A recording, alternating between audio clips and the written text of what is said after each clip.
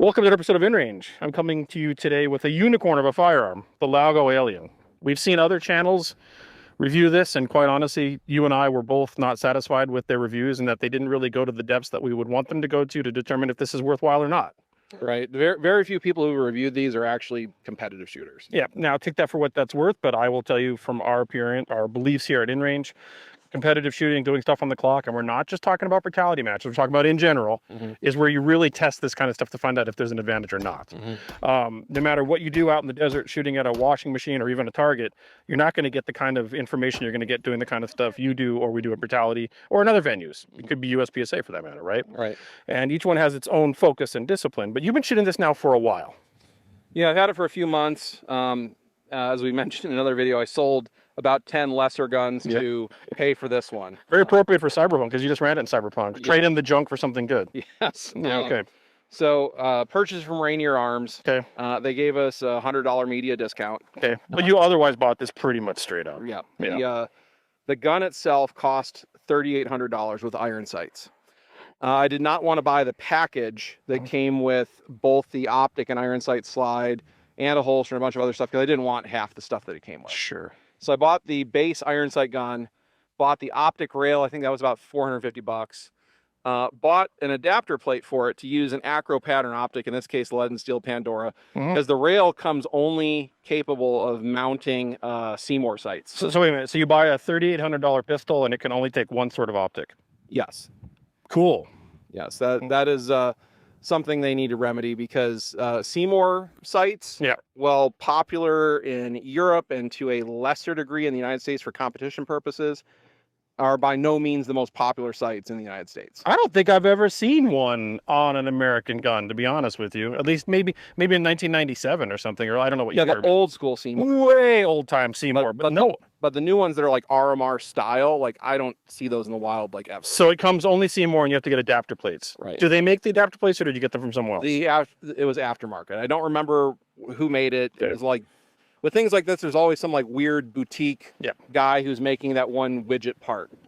So bought that, bolted it together. But unfortunately, because it's an adapter plate, it sits a little bit higher than I would want it to. Higher bore offset. About a 1/4 inch higher than I would prefer. A lot lower than that damn Beretta performance model, though. Yes. That thing's like 5 feet off the barrel. Yeah. So go zero it. The accuracy with this gun is phenomenal. When I was zeroing it at 25 yards, it was essentially a cloverleaf group. Something you don't see with pistols. No, and the reason for that is this is a fixed barrel design. The barrel does not tilt. It is fixed to the frame, and that makes it wildly more accurate. It's like shooting a PCC without a stock. Accuracy is determined by repeatability, and repeatability with a fixed barrel is going to always be better than some tilting barrel or even a rotating barrel or anything that's moving. So this thing stays there. Pretty much everything slides around the barrel, but the barrel's static. Right, and the way it does that, it is a gas-operated pistol design. Yep. That is what allows it to have the fixed barrel, but it comes with a cost. The gun gets very hot very fast. Right here, right?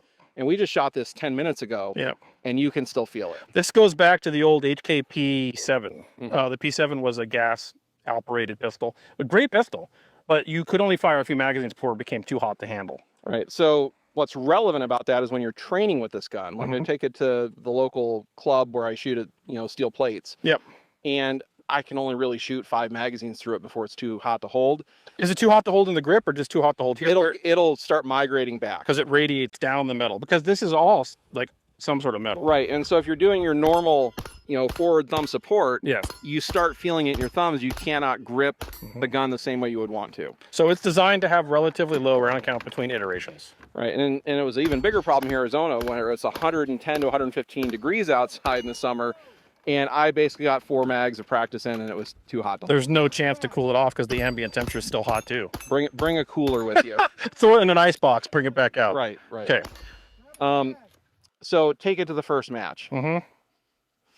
Like second round fired on the clock, malfunction. That was a 21 round mag? Yes. Excuse me, 22 round mag? Yes. That only holds 21. Yes. Okay.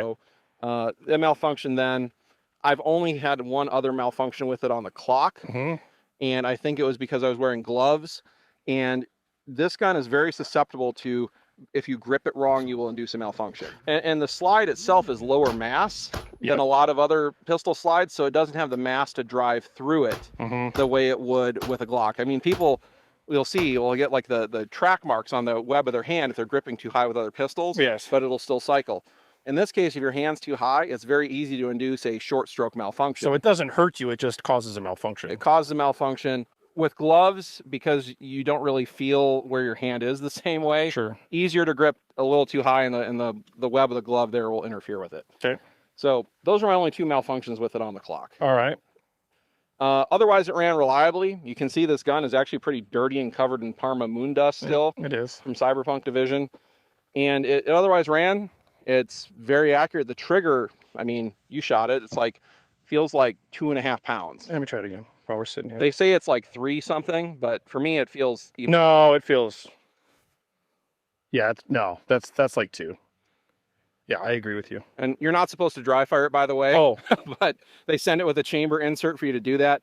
I think it's safe to do a limited amount, but if you're dry firing at home, you need to put the chamber insert in. Also, you're left-handed, but the mag release is on this side. So that was another point of frustration for me. If you want to pull out one of those magazines? Sure.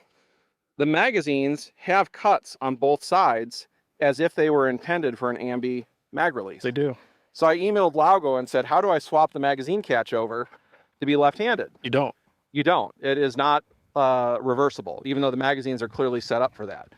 And so that's something out of a $3,800 pistol that is kind of annoying to me. Yes, I can deal with it. I use my, middle finger to pinch and do that.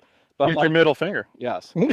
But I would rather have it be able to operate with my thumb like every other, pistol does today that I buy. Personally, I'd rather see a paddle, but I know paddle releases aren't that popular anymore. Right. I like paddles. So at the match, perfectly accurate. Yeah. Shooting head-to-head, because I did shoot twice. Once with my Glock in a PCC and Trooper Division, and once in Cyberpunk Division using only the Alien. Using this was equivalent speed-wise to using the PCC. That's huge. Target. That's huge. It was marginally faster than shooting my Glock that, as outfitted, costs about $1,000. Yeah. This, as outfitted, costs about $5,000. So, is it $4,000 better than my Glock? I'm going to say probably not. Yeah. And for the type of competition shooting we do, it's kind of like taking your Ferrari to a monster truck rally. In that we're rolling around in the dirt, we're in field conditions. I had a special flap holster made for it so to protect the gun, because this is actually an investment at this level. It is. And while it is nicer to shoot, I can shoot it marginally faster. For the type of shooting we do, I don't think it's that much of an advantage to justify the cost difference. Where is it justifiable if it's not justifiable here? I think for an upper tier USPSA shooter or IPSC shooter, it could be. But this is in the realm of those things where I will admit, maybe I don't have the skill level to take full advantage of what this pistol's capable of. Okay. The other thing I'll say is the type of target engagements we have don't require the level of accuracy this gun is capable of. Yeah, but I mean, if you're saying right now that maybe you don't have the skill that's worth the value of this pistol, I definitely don't. And I'm going to go ahead and say this, no offense to anyone watching, until some of you are different. The vast majority of people watching definitely don't. Yes. I don't mean that as a rude thing. I'm saying you shoot like 2 matches a week, if not more sometimes. Yeah, but to be fair, I'm not a pistol specialist. That's fair. That's fair. You're not like a dedicated USPSA shooter. Right. Fair. So maybe a dedicated like A-class or higher USPSA shooter would find a benefit out of using this. Yep. For what we're doing and my skill level, it's nice. It feels nice to shoot. I feel good about it, but I can't really justify the cost. It's also so expensive you don't really want to use it very much, and the idea that you might actually do damage to it or wear it out. Right. If we were using this at brutality matches like every week, it would be thrashed within a year and lose all of its value. Yeah. I'd feel much more comfortable using my $1,000 optic equipped Glock with everything on it, or even one of those Turkish 2011s that we've done videos on in the same environment, because I don't care if I beat it up. It's replaceable. And for my personal economic situation, that is not a replaceable gun. No, it is not. There's other things about it that don't appeal to me, to be honest with you. I do not like this forward charging thing. Maybe that's the way of the future. I freaking hate it. Grabbing back here is hard because there's an optic in the way. This is an instance in which I would like a little nub or charging handle. And I think things like that are available. And, Okay. you know, frankly, for me, all my optic equipped pistols are set up with forward cocking serrations anyway, and I've gotten used to doing this and coming around. I'm being pedantic. It doesn't matter that much. It doesn't matter that much. I just don't care for it, right? That's personal preference. Right.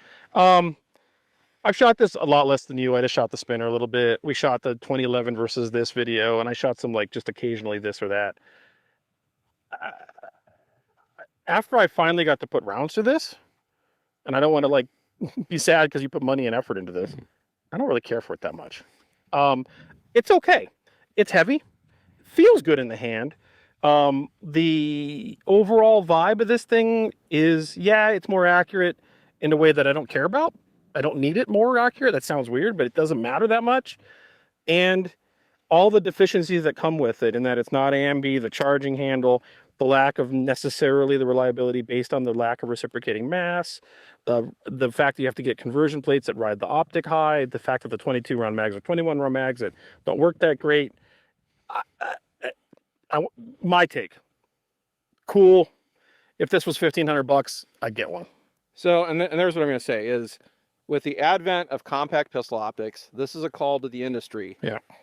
The time of a fixed barrel pistol is now here because you can get the accuracy benefit out of it when combined with a slide mounted optic. I'd agree with that statement. And if this class of gun was around $1,500 to $2,000 tops, it puts in the realm of affordability for most people, because a lot of people are dumping $1,000 into their polymer striker fire guns, turning them into more advanced things. And in that case, I think it becomes much more reasonable. And then accordingly, if the gun type that's like that is common enough, then we'll start pushing the accuracy envelope in matches, because if we're not shooting 6-inch plates at 50 yards, the accuracy benefit of this gun isn't really necessary and doesn't offset the costs and the negatives that we're talking about. Ironically, there's a bigger difference in my shooting it with iron sight. We put the iron sight rail on the top of it, because the iron sight's not reciprocating at all. Right. Makes it dramatically faster, iron sight versus iron sight. Yeah, that makes sense. The optic equipped model is marginally faster than a reciprocating optic striker fired pistol. Sure. But the difference is much smaller between the two. The difference is much more noticeable, iron sight versus iron sight, with the sights not lifting the way they do. Sure. And the recoil dynamic of this is it doesn't recoil up. It feels like it pushes straight back. It does push. It pushes to the rear. And that's something you got to get used to with it, because it kind of feels like a malfunction almost at first. Yep. So that's interesting, because what you're boiling down to is, when you're talking about the iron sights and the red dot, the iron sights have absolutely no, they're not being, what's the word I'm looking for, disrupted. And the dot is being disrupted only slightly. And that's why with irons, you're going to be better off, because the way the gun sits and shoots so flat with the rear push instead of flipping upwards, you're going to stay on them the whole time. But except for very specialized divisions where iron sights are the only thing allowed, who's doing that anymore? Not many people. It's not kind of, everyone's red dot something. So it's kind of like, that's cool, but like, why? So it's interesting. There was so hard to get a hold of, and then you get it, and it's kind of like womp womp. It's cool, but this is a technology proof of concept gun, in my opinion. Yeah. This gun is going to lead the way for other companies to do more economical things in this space that make more sense once it's more common and more affordable. And like the newest model of Alien, fully outfitted, is like $7,000. Holy! So they're never going to get a mass market with that. They're pretty much appealing only to dedicated competition shooters. And they know that. Yes. Yeah. And it's not even going to be a duty gun in any sense either, even for tier 1 units or whatever. No. Because it has too many things going against it for that application. But so you know what I'm hearing? PSA, are you listening?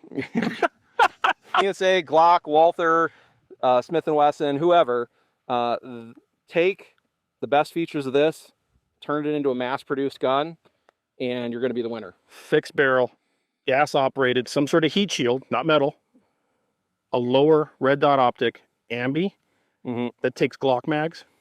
Whoa, you're there. Yep. Yeah. And make it a little lighter. Yep. Yeah. But it was an interesting experiment. Yeah, absolutely. I mean, I've enjoyed shooting it. to be determined if I hold on to it or not, because having, you know, $4,000 to $5,000 in one gun is a lot of money. My guess for you is you're not going to. I'm probably going to keep it for a little bit, Yeah. then sell it off to some InRange patron. Which, by the way, is the reason we're able to buy it. Yep. So let me put this out there. This was bought by selling some items as well as Patreon funds. So it's a mix together to be able to do this review. So if you like this sort of review where we're literally going to say this essentially $5,000 pistol sort of, please consider boarding the channel, patreon.com/InRangeTV, because we give you the truth, right? And we do it by testing it in the field. So it's really you, the viewer, that keep this channel alive. It's not YouTube. It's not sponsors, because we don't have any. We certainly aren't sponsored by Laugo. So patreon.com/InRangeTV. Literally every dollar counts. If you already are, thank you. If you can't, we do understand.